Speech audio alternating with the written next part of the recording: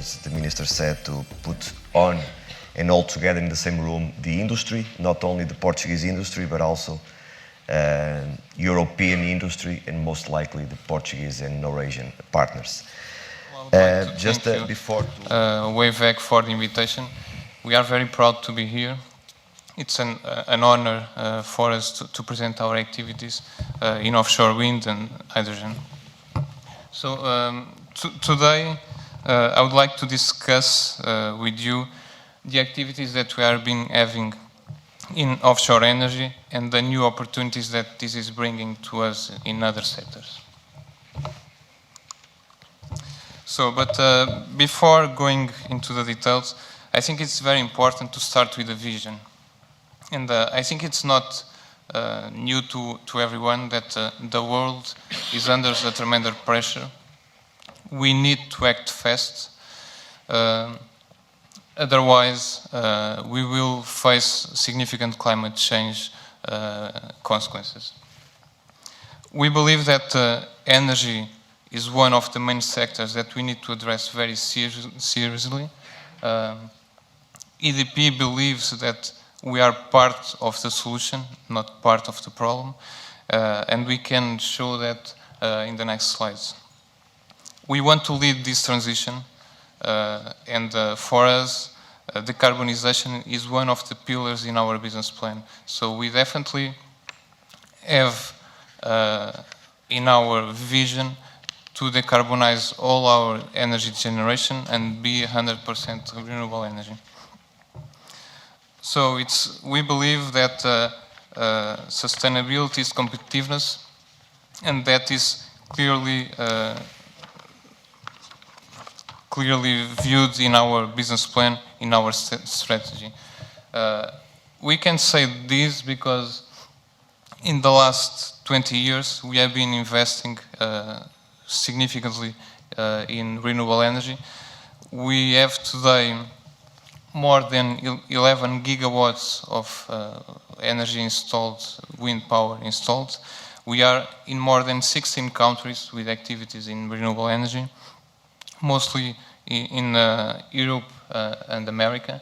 And these numbers are still counting, so they are increasing every day. So for sure this number is not updated, it's even higher than this because we are commissioning wind power plants every day. But we believe that what we are doing is not enough. So we started also in more than 10 years ago our offshore ventures. So we were able to award more than 4.5 gigawatts of offshore wind. You can see that we have several parks in UK, France, US. Nowadays we are also looking to Korea, Japan, etc. So the ambition is very high. We want to be a leader in offshore wind, and to achieve that we are partnering with great companies and big companies that can allow us to achieve this ambition. One of them is Engie. In US we are also partnering with Shell. So we believe that we have conditions to reach and be a global leader in offshore wind. But again, we still need to challenge the status quo, and we decided also more than 10 years ago to do a strong and strategic investment on a new technology that initially lots of people were thinking that this is science fiction, but we were able to prove that the technology works and we can open new markets with these new technologies for deep waters. In addition, I would say that we, and also with WavEC, we were able to anticipate a market trend. When we started this technology, this innovation, no one was talking about this technology. And nowadays, floating wind, it's in the agenda of almost all the countries. So we did the first prototype in 2011. It operated successfully during more than 5 years, Currently, we are deploying the Wind Float Atlantic that should be commissioned very soon, in a matter of weeks or less than a month. So it's being deployed in the north of Portugal. And in parallel, we are doing other projects like in the south of France, also a pre-commercial scale prototype. And we are already looking for commercial scale projects, either in US, in Korea, and in Europe. And the potential is tremendous. Ricardo was mentioning some key figures, but I have even higher figures to challenge your numbers. But so International Energy Agency shows that by 2040, solar and wind will be the dominant energy generation sources. And that's very significant, because if you sum all the conventional generation, it's lower than just the solar by itself. So we are here talking about very significant potential, and we believe this is the direction that we need to follow. Although I believe everyone knows that this renewable energy is not dispatchable. So we will face some challenges in trying to manage all this energy. There are certain periods of time that for sure we will have to face curtailment or shutting down some turbines.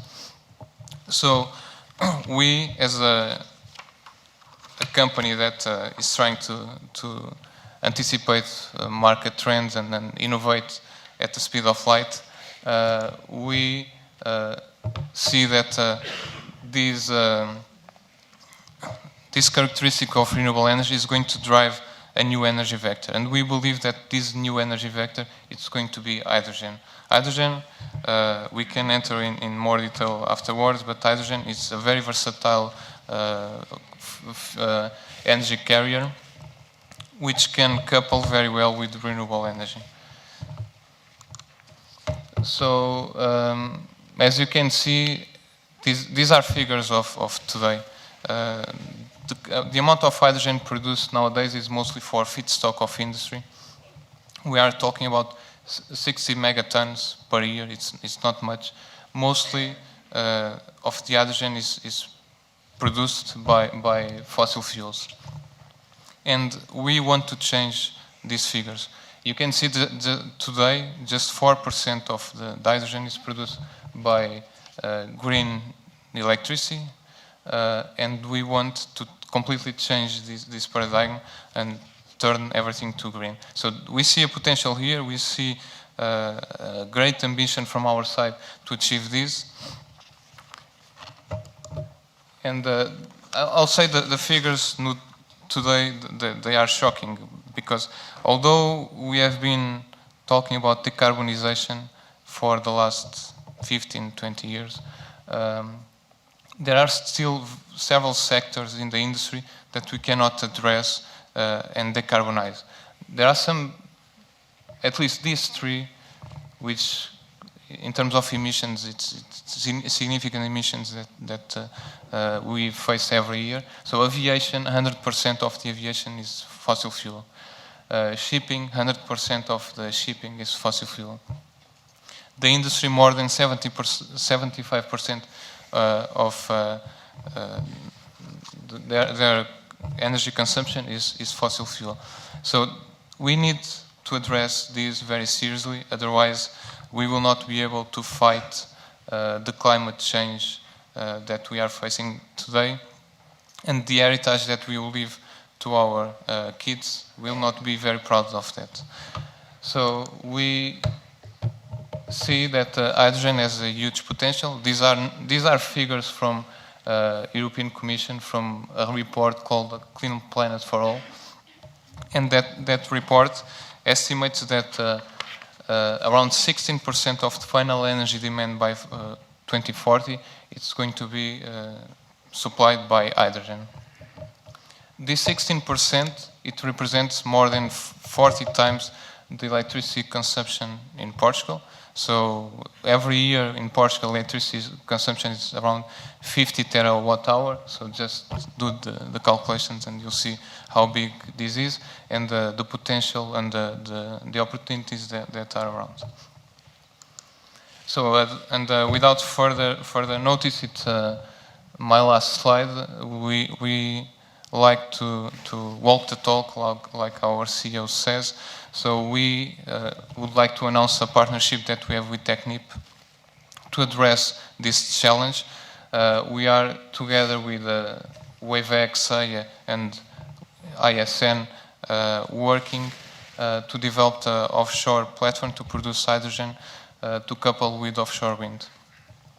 So this is a project that we have to develop, and we have high expectations that we will be successful in the next years. We want to develop, at this stage we are developing engineering, we want to develop a prototype quite soon in the next years.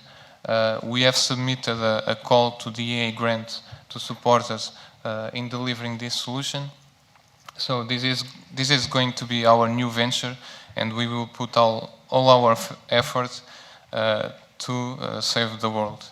So with this, thank you very much. I think I didn't need 1 minute. No, you did it very well, on time. Thank you.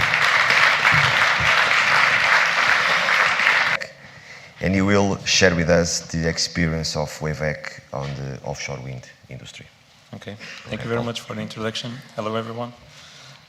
So my presentation today will mostly highlight WavEC's experience in offshore wind, focusing mainly on the projects and services that we've been participating in.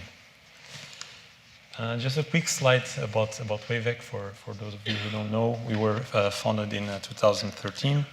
We are a consulting organization with a strong background in R&D. We have a multidisciplinary team of 24 permanent staff, 7 of which hold PhDs.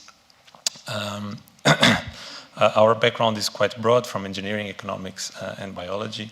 We work in close collaboration with several universities, authorities, and industries, and we have extensive international partnerships.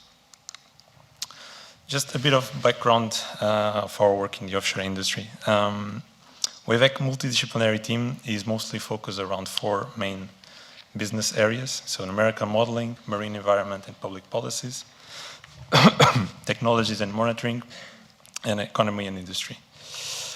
As I previously mentioned, we hold a strong R&D background. We have participated in more than 20 European-funded projects, where we have accumulated knowledge that allow us to develop some internal competences and in-house tools and specific solutions ranging from CFD hydrodynamic models to environmental monitoring solutions, from which we leverage to provide customized engineering and consultancy services that range from environmental impact assessment monitoring plans, biofouling studies, life cycle cost assessments, or optimization of marine operations. In this next slide, I want to provide with a more or less chronological overview of where the offshore wind competence we've gained originated from. So we essentially started in 2011 with the first project called DemoFloat, which was a demonstration project of the WindFloat prototype. WavEC participation in this project was essentially conducting the hydrodynamic assessment of the platform, logistic assessment with focus on the operation and maintenance operations. We've developed an industrialization plan, environmental impact assessment, and dissemination plan. Fast forwarding to 2016, we've participated in a DemoGravity project, which aimed to demonstrate an innovative gravity foundation for offshore wind. In this case, we have our activities mostly focused on the hydrodynamic analysis of and structural performance of the platform and the design of the instrumentation and monitoring system. This year, we've won 2 projects. First one was Pivot Buoy, which aims to develop a single point mooring and electrical connector for floating wind. And here we participate mostly with CFD numerical modeling of the wave impacts in the connector. We've done O&M logistic assessment. We'll be doing a life cycle assessment, life cycle analysis of the system, and we'll do also the dissemination plan. Another project we've won, slightly different from the previous one, is the T-Wind, which is essentially a training project that aims to raise the research profile of WavEC and its staff in the specific field of offshore wind.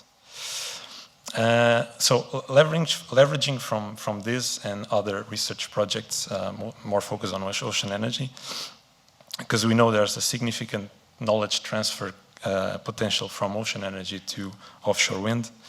We have already been able to provide more than 10 consultancy services to the sector, which I will detail in the next, better in the next slides. So the reference projects and services we've conducted. I'll start with the first one, a Carbon Trust float wind joint industry partner project put out a tender calling for expertise to developing studies on heavy maintenance of floating offshore wind farms.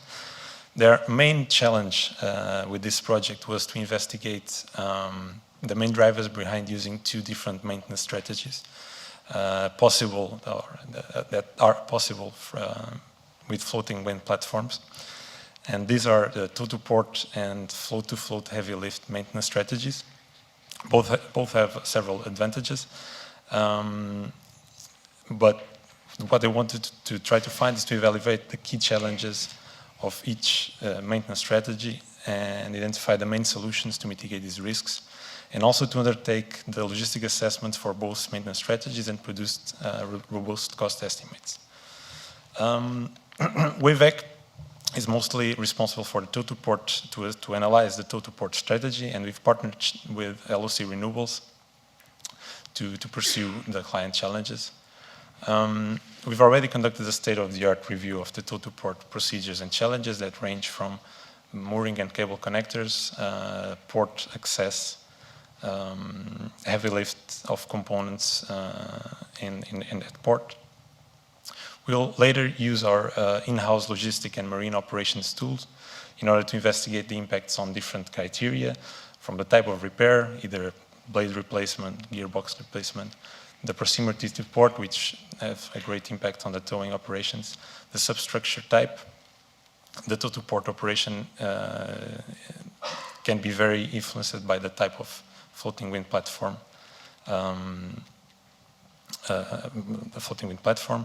and also different metocean conditions. Finally, we want to derive cost estimates for both maintenance campaigns. As a project outcome, we will deliver a comparative analysis of both maintenance strategies with regards to the feasibility, risk, safety, and cost. Another reference service that we provided was, and this one is related to the design of dynamic power cables. Our client, which we cannot disclose the name yet, requested the design of a dynamic power cable for a commercial floating wind turbine that will be installed in the South China Sea. And specifically, the request target dynamic power cable and ancillary element specifications, characteristics, and also the design of the cable layout, with respecting all applicable standards for the local site conditions and platform characteristics. Leveraging again from previous research projects, we have been able to define the cable characteristics based on an internal database of commercial available subsea components, specifically dynamic power cables, the buoyancy elements of the cable, and the bend stiffener attached to the platform. But also, regarding to the cable layout, we've computed an optimal layout using an in-house numerical tool developed within another research project that is capable to maximize the cable lifetime. Essentially, this tool optimizes, relies on optimization algorithms to optimize the position of the buoyancy elements along the cable length that maximize the cable lifetime through minimizing fatigue. The main project outcomes were an optimal dynamic cable layout that respects the standard limit states, both on tension and fatigue, we were able to investigate cable mooring clash, which were important for the client, as we had to make a small rectification on the platform exit point of the cable. And also included in the analysis marine growth on the cable, which was a request from the standard. And also another important project outcome was that this was actually the first commercial application of our in-house layout, in-house cable layout optimization tool that we hopefully use more in the future. Another reference project for us is obviously the WindFloat Atlantic project. Here at DP, well, first main challenge is that they're installing their first array and first pre-commercial project of the WindFloat technology, and required an environmental impact assessment and monitoring of their first wind farm park. We partnered together with Júlio Jesus Consultores to provide inputs to the environmental impact assessment regarding the effects on marine biodiversity. We've provided environmental monitoring planning, a baseline environmental monitoring the reference conditions of the baseline environmental monitoring. We've conducted public outreach and consenting due diligence. The main project outcome was, well, obtaining the environmental license approval for the first floating offshore wind farm in continental Europe. Another reference project was one conducted for Petrobras, leveraging on the work already conducted for WindFloat. So Petrobras wanted to analyze alternatives for offshore wind support structures and conduct an environmental impact assessment for their pilot project. WavEC partnered with, again, Júlio Jesus Consultores and Veritas from Brazil. And we've conducted a comparison of offshore wind support structures from an environmental and technical point of view, and done the environmental impacts identification, evaluation, mitigation measures, and monitoring activities planning. The main project outcomes were an input for informed decision on the best support structure to be used in this project, and the environmental license approval for the first offshore wind pilot project in Brazil that is currently ongoing. 1 minute more.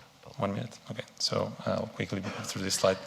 Another reference project related to WindFloat. We've been supporting RAN since 2017, doing technical support to both the tender and construction phase of the WindFloat export cable. Main challenge is that RAN, well, this is the first subsea asset owned by RAN, subsea power cable, and the dry mate connector. A need for expertise. They required external expertise on the specific requirements for the construction and installation of the submarine power cable. Our approach was to partner with KTSO to provide a broad range of services that included specify the tender main requirements, provide the tender evaluation of the applications and the risk analysis, technical design, and during the construction phase, we are now providing technical design reviews of specific conductors, components, and main installation procedures, and provide site support during several project phases. Here we see the loadout of power cable between the transport vessel and the installation vessel in the top figures, and the bottom figure, the pull-in phase. Almost last slide.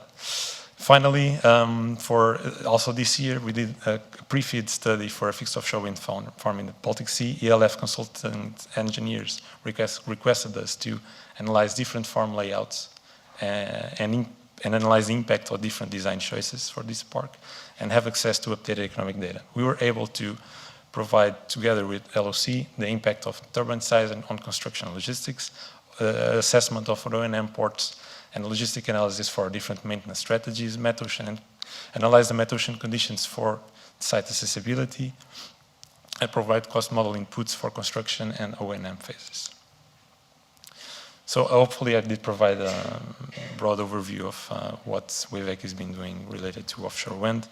Just a few words on the future steps. We believe that the future pathway should be that we continue to support LCOE reduction on offshore wind by pushing the state-of-the-art with R&D, with research and development, and also be part of the offshore wind commercial implementation as a preferred service, a preferred partner and service provider, leveraging mostly on the R&D outcomes to provide customer-oriented R&D products. Well, I think that's it. Sorry if I... Thank you, Ricard. May I just start this presentation by thanking WavEC for the opportunity to be here to speak about something that we at Principal Power are so much passionate about, and that's floating wind. And tell me, just to tell you, who is Principal Power for those of you not that familiar with us? We have a product. We, in short, developed a pioneer solution of a semi-sub platform for offshore wind that will support any wind turbine in the market. We're turbine agnostic, mainly today working with all the main wind turbine manufacturers in the world. We've proved out our technology. The WindFloat 1 was already mentioned here today, deployed in 2011. It stayed there for 5 years, and in 2016 it was decommissioned to be retrofitted and then installed back again, this time in Scotland, where it is spinning as we speak and generating power. This demonstration phase was extremely important to us as it allowed us and our project partners to demonstrate the technology, make them believe that we actually had a product, and that essentially, and most important, that we had a product, a platform that allowed the turbine to do its job. And for us, that's main. It's very important, and for us, our job as a platform provider is to allow the turbine to do its job, to perform as best. And what we did under this demonstration project is that we proved that our technology would allow a turbine to perform as if it was on a fixed foundation. With that, and our commercial project pipeline of about 100 megawatts of projects until 2021, we became leaders in the market. But where does that lead us now? Now we're looking towards industrialization. How can we go from building 3, 4, 5 wind floats to building 50, 60, 100 wind floats? That's industrialization for us, and that's what we want to focus now about. To support that, we've now targeted a commercial project pipeline of over 25 gigawatts of projects worldwide, mainly.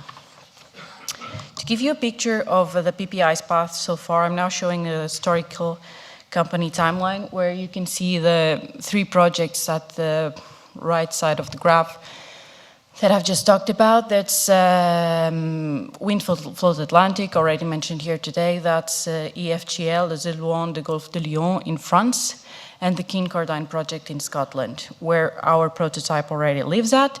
And later, the next year, we'll have 5 more platforms joining that wind farm.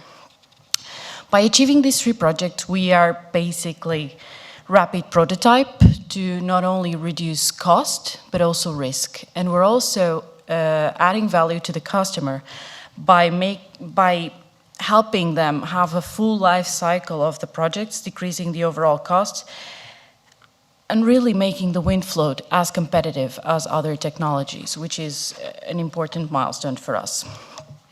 PPI has long recognized the world's appetite for green power, especially near coastal load centers. Having by now proven the technology with our first project in Portugal, the WindFloat Atlantic, being installed as we speak, we have by now proven 2 things.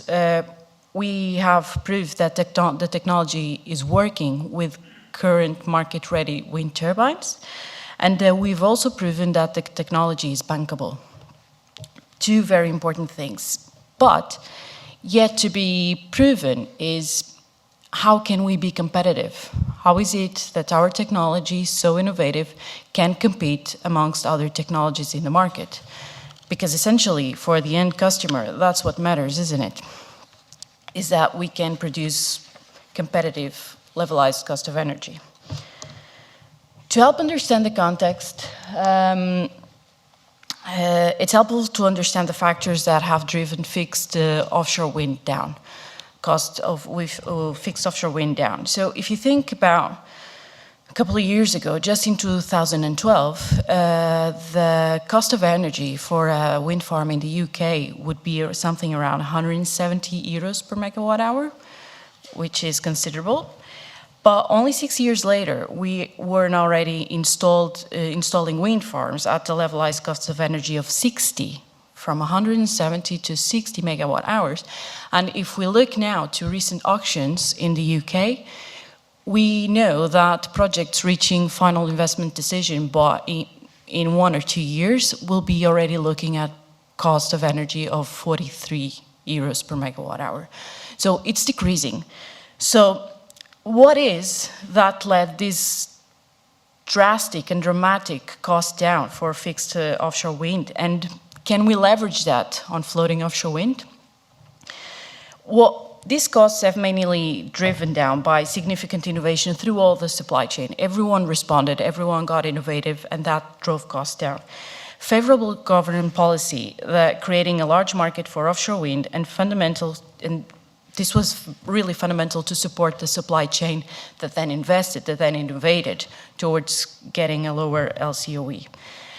Economies of scale, with individual wind farms becoming significantly larger, wind turbines tripling in size and increasing their design lifetime, also very important, and increased competition that led to collaboration and standardization of the industry. But last but not least, the increase in comfort with the new technology that led the cost of capital down. That's also important. We believe in floating offshore wind, we can all leverage from these 5 factors that I've presented to you. And apologies, that was the slide I want to be talking about. So what you see there on the right is the 5 factors that I've just named now and that drove back in the days the cost of fixed offshore wind down. To show you how it all fits together, we at Principal Power conducted an analysis of a representative site in Portugal, Scotland, and France, and we wanted to understand how thus projects from 25 megawatts until 300 megawatts and 600 megawatts, how does the LCOE varies from all of those, and what are the factors that will drive those, that will lead those decreases. So we have 3 scenarios, 3 sites, Portugal, Scotland, and the Med.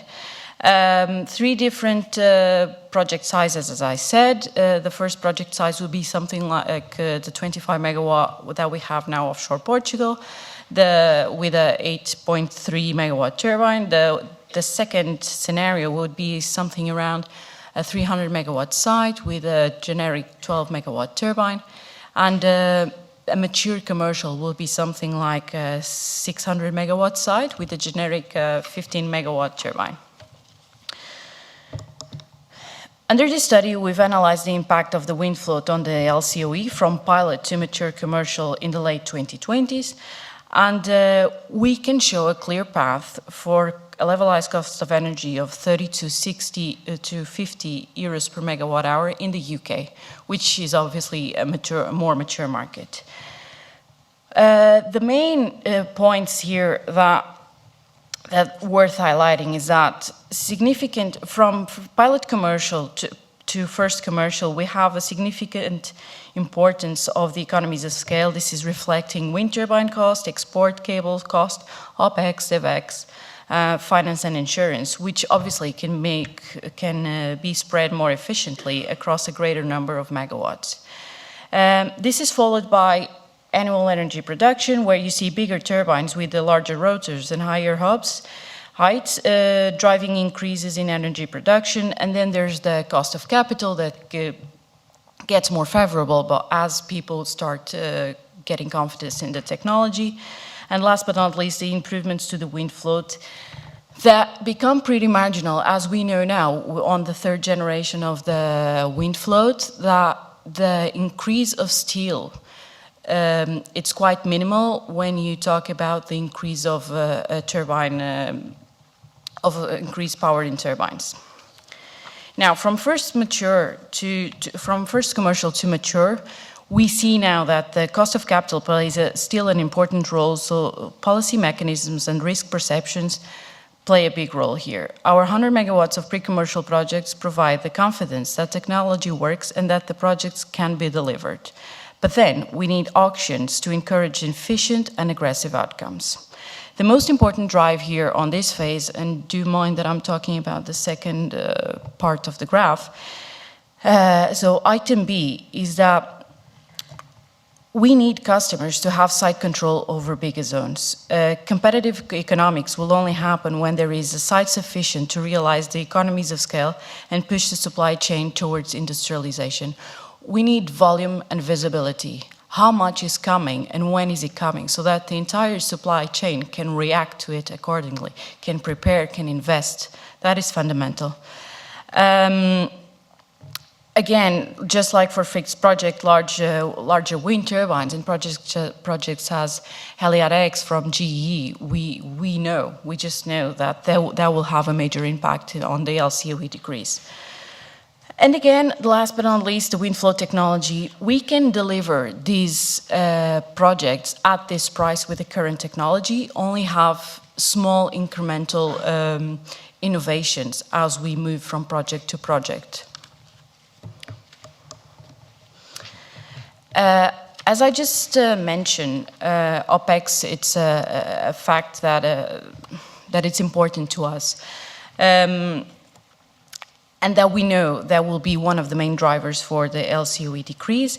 And having identified that, efficient O&M operations became important to us. We became aware that further from getting projects, we need to know how can we make the lifetime of these platforms smarter and more autonomous. And in order to do so, we've received a funding opportunity where we're leading a project that will aim to demonstrate the first full-scale ever digital twin implemented in a wind farm. We are leading that. We have a strong partnership with the EDPR, our Aker solution, and we know that this will be a huge milestone for us into improving our O&M operations and decreasing the LCOE down. Other example of projects where we're still looking at O&M, it's the Atlantis project, where in here we're mostly focused on making our platform not only smarter, but more autonomous through robotics, through where is it that robots and robotic solutions can help us improve this O&M platform operation lifetime. Where is it? That's what we're finding out under this project. And worth highlighting, and earlier this morning the minister was talking about how we need to make products that are then ready to market. How can we invest our time in products that are actually important? And I think the key is that these sort of technologies are industry-led.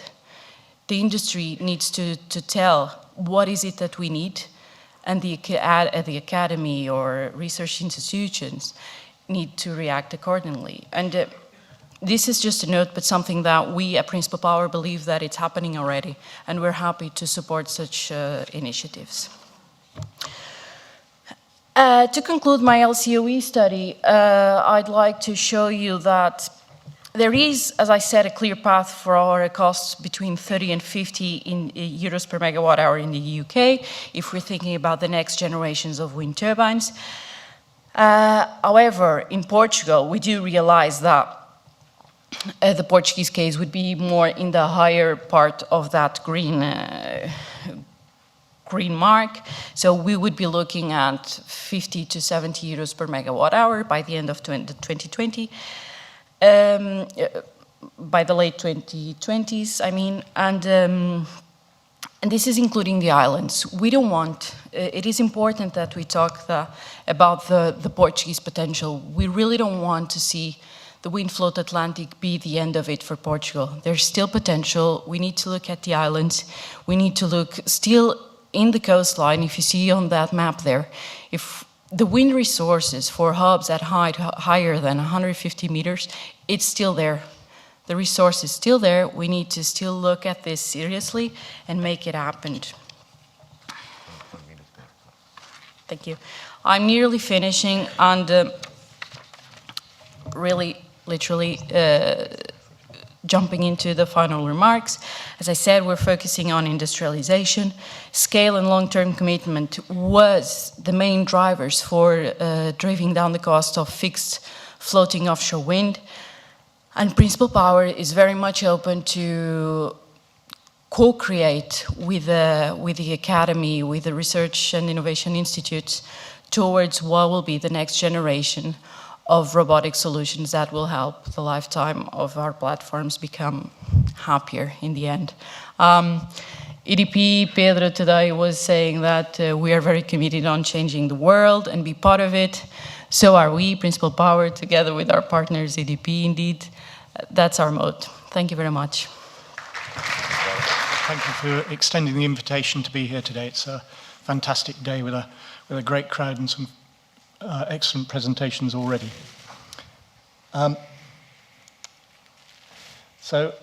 Just today, a bit of background on who we are. MDS Group is based here in Portugal and is a major now international insurance broker, risk consultant, and more recently has also moved into management of captives, providing additional solutions for clients. It was also has been also instrumental in setting up a worldwide network of brokers, which give it a reach to almost every country in the world now.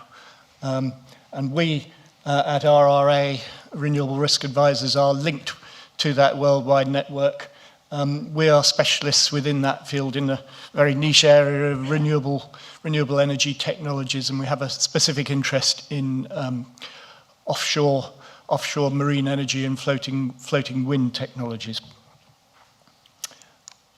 By way of background to the current insurance market, the term hard is a description for it is hard to go and place new risks in particular at the moment, but basically after 13 years of very poor results, you don't need to feel sorry for them, I'm sure, but there has been loss after loss after loss, as a result of which eventually the actuaries and reinsurers and management have all said, right, you need to cut back, tell me what way you're going to improve your underwriting going forward. And particularly targeted in that have been the marine sector, the construction sector, and to a slightly less extent the energy sector. So wind, onshore wind has had a few interesting losses of late from various sources, and offshore wind has obviously grown to be a substantial sector with quite a big premium base, luckily, because there have been quite a lot of losses out there. And that fairly staggering statistic there, that 57 out of 60 offshore wind projects to date have suffered some form of cable loss, which can be easily up to 25 million euros to repair, certainly for the export cables, is a significant factor in where people are, where the insurers are coming from in terms of what they want to see going forward. So we're seeing prices go up, the level of deductibles, self-insured excesses have risen, and indeed the scope of cover that's been afforded has been gradually squeezed from a fairly wide level. More specifically with regard to recent issues in offshore wind, some of the major concerns actually revolve around the success of the sector. It's been expanding so fast that the supply chain, including cable manufacturers or specialist installation contractors and vessels and crews, have been spread very thinly, and that's led to perhaps a significant number of the issues seen to date. Generally in offshore renewables, we are not necessarily here in the realms of, with floating offshore wind, it's not that much of a leap from fixed offshore wind, and certainly with the learning also from oil and gas, it's much less of a leap than was undertaken in the transition from onshore wind to offshore wind in the first place, where many players were learning everything from scratch, and a lot of mistakes were made first time round. So although it's a risky area, it's understandable risk, if you like. So there is, despite my last slide giving the background of issues in the insurance market, there's still considerable enthusiasm, particularly for the developments in the floating wind sector, which they see as a huge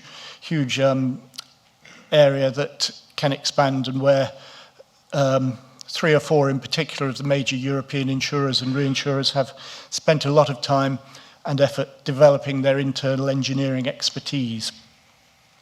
In that light, the next couple of slides aren't intended to be gloomy. They're intended to be observations raised by some of these insurers, which in your project risk management going forward, you want to be able to show you've addressed most of these issues head on. So you're telling the story from the outset of the things they want to hear. So there have been, in 1 or 2 issues, they've seen some concerns over welding of some of the early structures. This is based on a variety of different floating technologies in all parts of the world.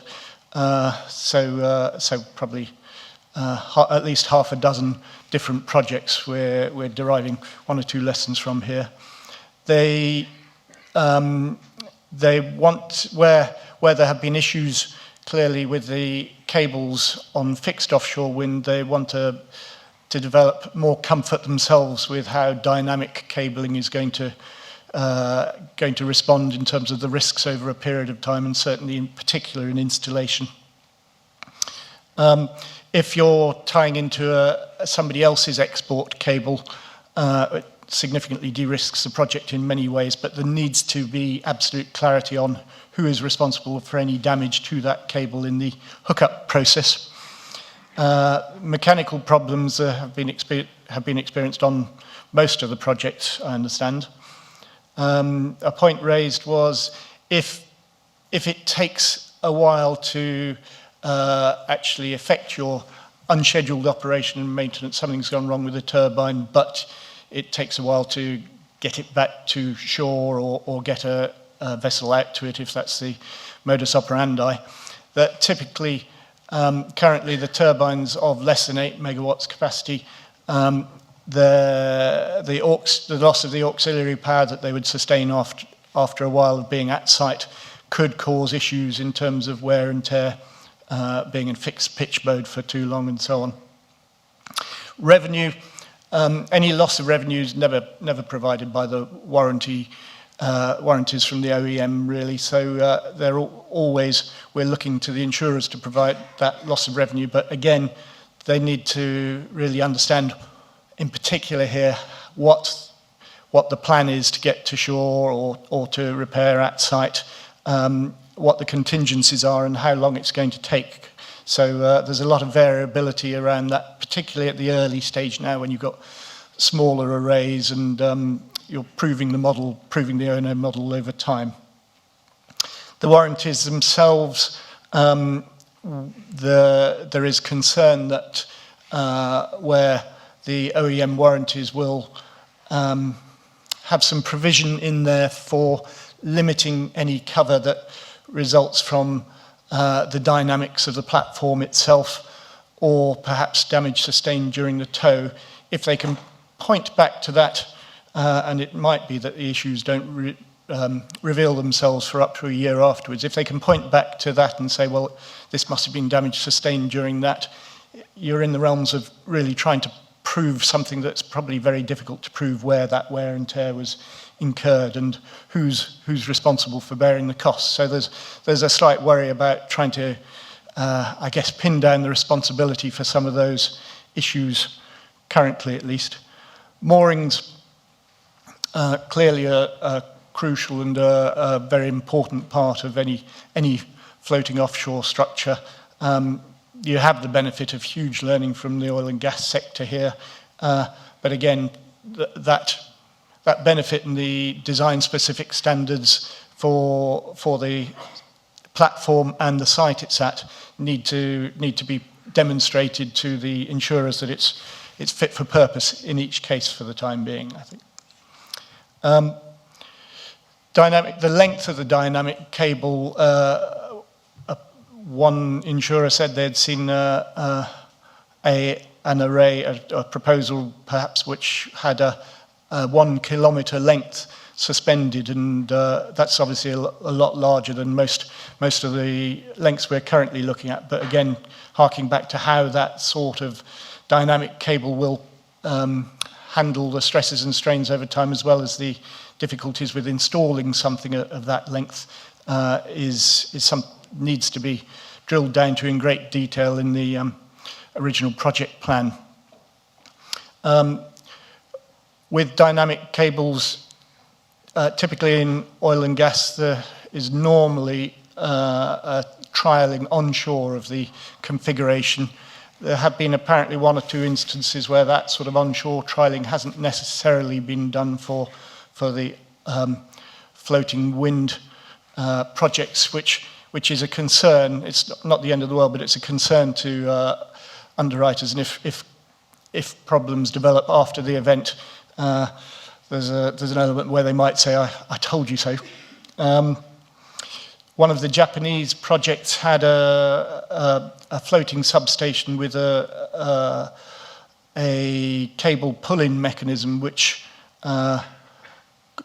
had some severe problems, and the winch was broken, I think, in an attempt to pull in the stresses and strains of the currents and tides had not necessarily been fully factored into the whole procedure, according to one insurer.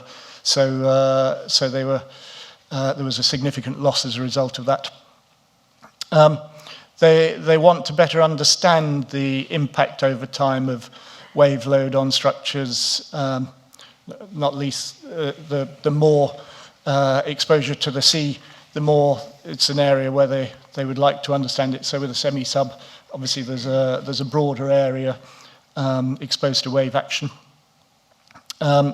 Moorings, again, they want to understand that the additional stresses and strains that will be put on them when, on the one hand, you get bigger and bigger turbines on top of them. So the weight of those turbines, as well as the action that is imposed by the wind driving the turbines, is properly designed in, as well as when you may have multiple turbines attached to the same mooring point, how that interaction with those bigger turbines might take place. So this is probably future R&D work that needs to be proved to them, I guess.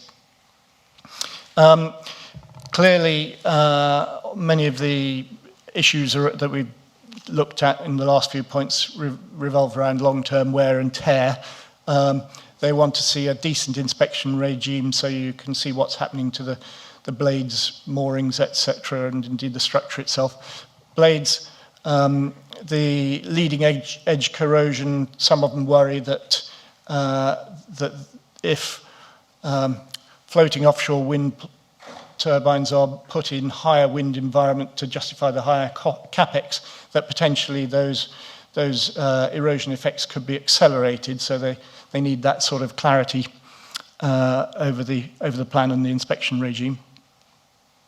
The O&M's been discussed in various of the presentations to date, but it is important to have a plan A, a plan B, and a plan C to how to actually get out there and efficiently and rapidly repair any particularly unscheduled maintenance. That downtime we mentioned before is a particular risk to the project, and if the O&M, for instance, requires towing a device across the North Sea or wherever it might be, but you have to wait a significant length of time for a weather window to do so, then all the time that loss of revenue is ticking down. And if also the array configuration is disrupted by one turbine being taken out of it in terms of the cabling, then that would also have a knock-on effect from the revenue for the other turbines. Last couple of insurer moans. The legal classification: is it a boat? Is it an energy platform? And how is that therefore treated under the local law? Requires certainty and definition. Liability risks, I think, that's stating the obvious, that if a substantial platform were to have broken loose from its moorings and be uncontrolled out at sea, that it poses a significant hazard to anything that it gets in the path of. And finally, one additional point that was raised was what happens if the substructure develops some sort of leak. What would be the fallback measure in terms of getting it safely to shore? As in, there has certainly been experience recently of marine energy devices which started leaking, and the attempt was made to take them back to their shore base, but access to the harbour was denied in case they sunk and caused an obstruction to the port. So there may need to be some sort of fallback measure of somewhere to take it to if it's not allowed into port. 1 more minute, Michael. Okay, so that's probably a summary of the issues that they're looking at, but in particular, I think that final point, project certification, as well as the certification of the technology, is going to be key to getting where we need to be to get project finance over the years. So, and again, good planning, experienced contractors, etc., are key. Putting that all together into a presentation to the insurers as to how you're going to do it will pay huge dividends, because at the moment it's expensive compared to fixed. The rates are higher and they're charged significantly on the CapEx replacement cost, which is also currently higher. So as that CapEx comes down, the premium costs will come down. As insurers' understanding of the risks come down, the rates will come down. That certification issue, I've highlighted again at the bottom, because that's going to be a big part in that fact. And the insurers do understand the level of expertise that you have already assembled around the industry, with the teams of support and contractors and indeed consultants as experts. So they see the future as being very promising. I think that's about me, I think. Thank you very much. Good morning, Ambassador, ladies and gentlemen. My name is Knut Erik Steen. I work with Norwegian Energy Partners, an organization promoting on a broad basis Norwegian industry abroad. I work only with offshore wind. Let me start, and I'm not that familiar with Portugal, so I will focus on all the experience we've learned from Norway entering into floating wind. But I think there's a lot of similarities to Portugal.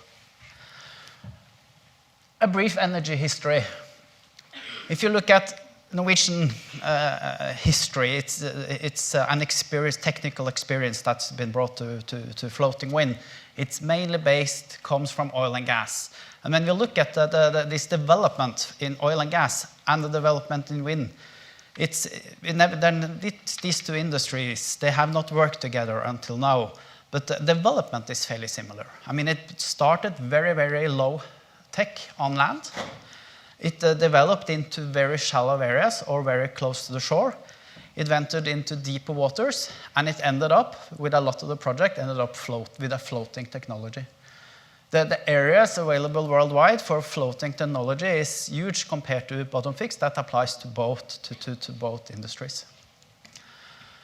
We have seen quite some market figures today, so I'll try to be a bit quick on that. But I think the backdrop is very important also for floating. Norwegian Energy Partners, we are giving our market reports both for oil and gas and other energy sectors, but also a huge report for offshore wind. And what we see is accelerated growth.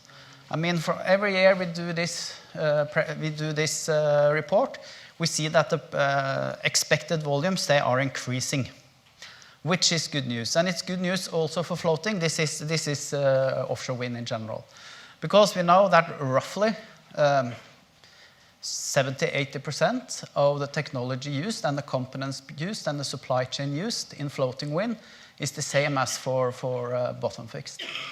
And we know prices come down with the old volume. So this extreme increase in volume for bottom fixed is also very important for cutting costs in floating. In Europe, where we see that growth is fairly good in estimating the growth in Europe, but when we come to Asia, in particular, and also to some extent USA, we see that the growth is higher than expected year by year.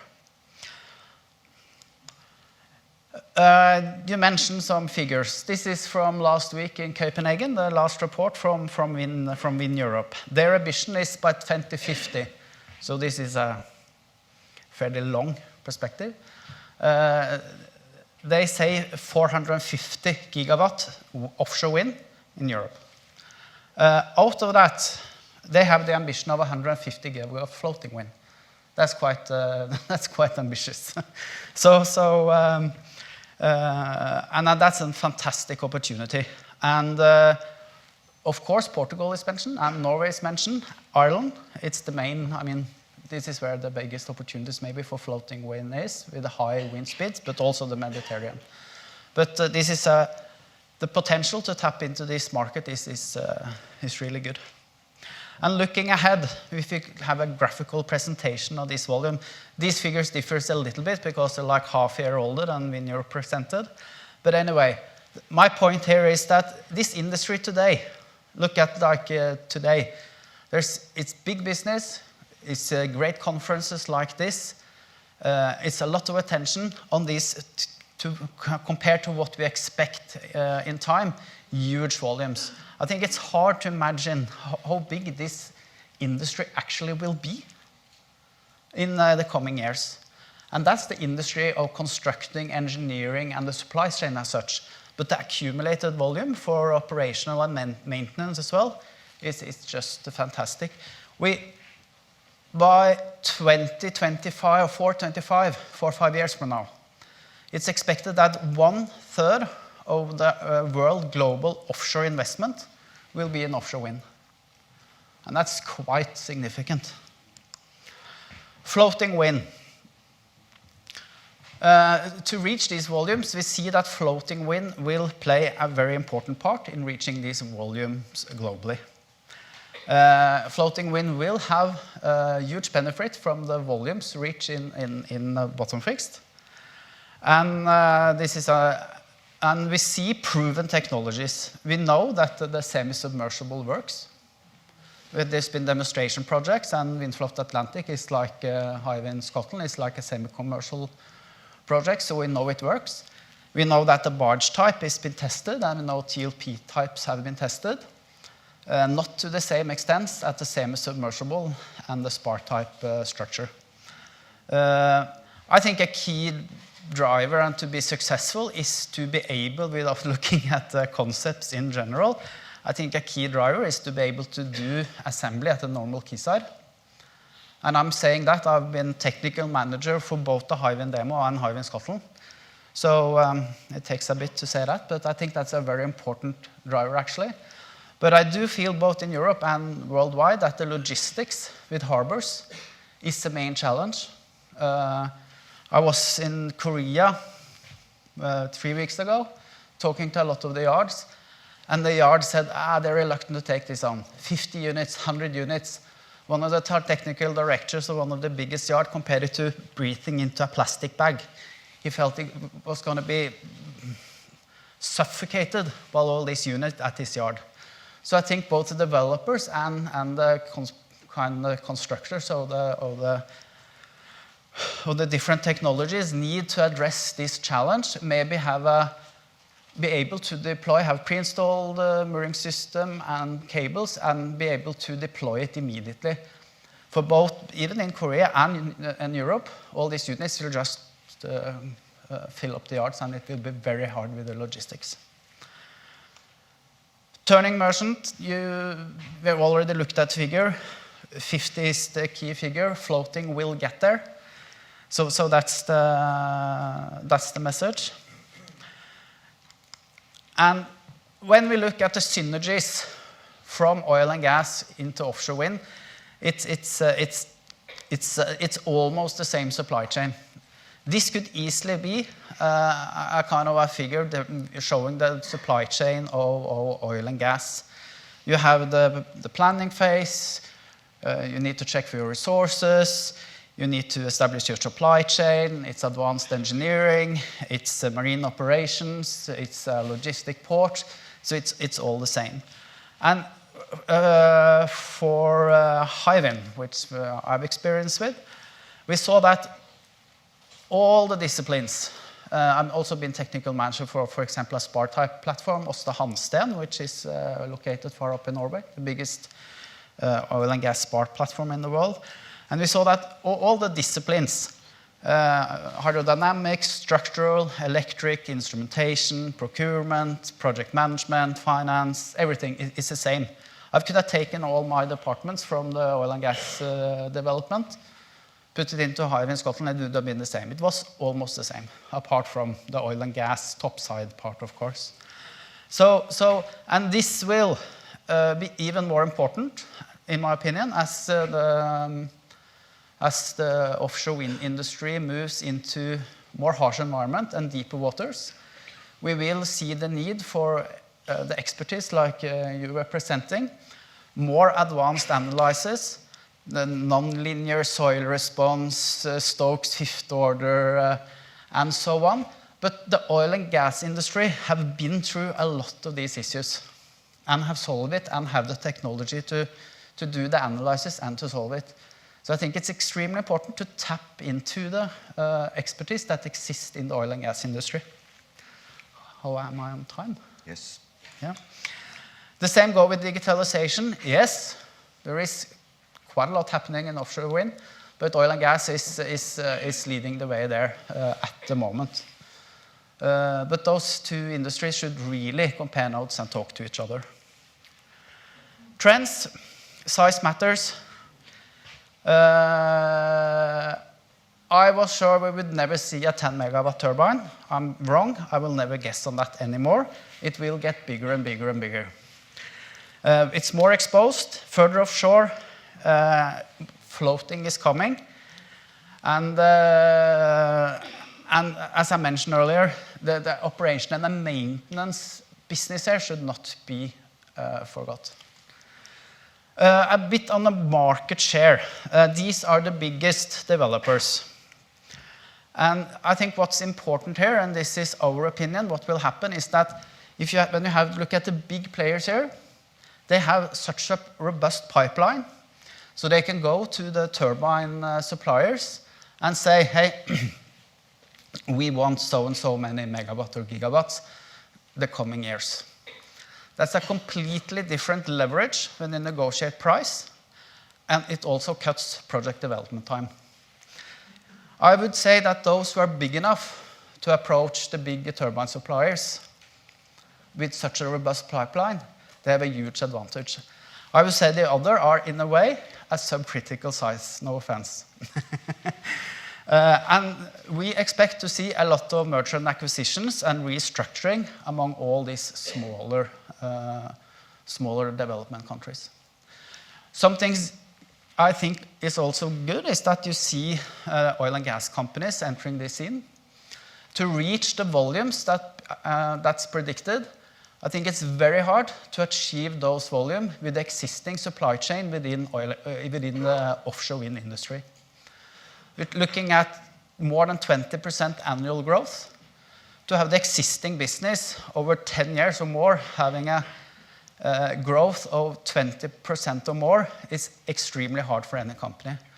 But with the oil companies entering the scene, taking a stake in oil and gas, they can enable and use their existing supply chain within oil and gas, which I tried to point to earlier, is very well suited for taking on the task for offshore wind.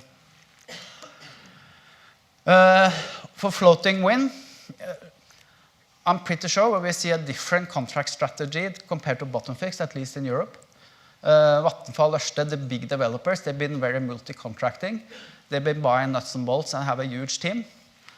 For several reasons, I don't think they will be able to export that model to USA, Korea, and so on. they need to go more EPC, EPCI. But in particular for floating, the analysis and the concepts are so complex because you have to do fully integrated dynamic analysis and so on. The mooring, the cables, the hull, the tower and the aeroelastic analysis of the turbine as such has to be analyzed in one model. So you need either a very, very knowledgeable developer or a concept owner like Principal Power to actually run that project. You cannot have a full multi-contracting strategy, in our opinion, for floating wind.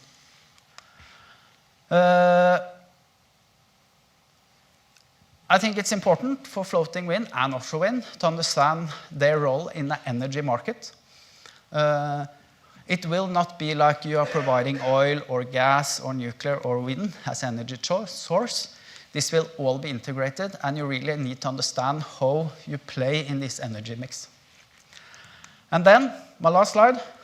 Still haven't seen the 1 minute sign, so I'm good. Portugal, Norway. I mean, and I would like to point to the European Innovation Fund.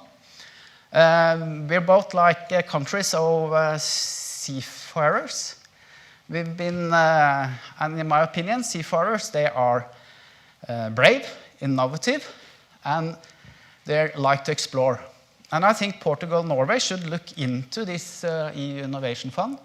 It will be announced a few months from now. It's 10 billion euros. It's quite a significant amount of money. And as you talked about the issues with cables and so on, for floating wind, there do exist technology gaps. We see high voltage cable, dynamic cables have not been qualified for example, about 88 kV. So there's a lot of topics here where Norwegian and Portuguese industry could team up, look at this innovation fund, and I think we're stronger together, and I think it's easier to address Brussels together. So that's me. Thank you.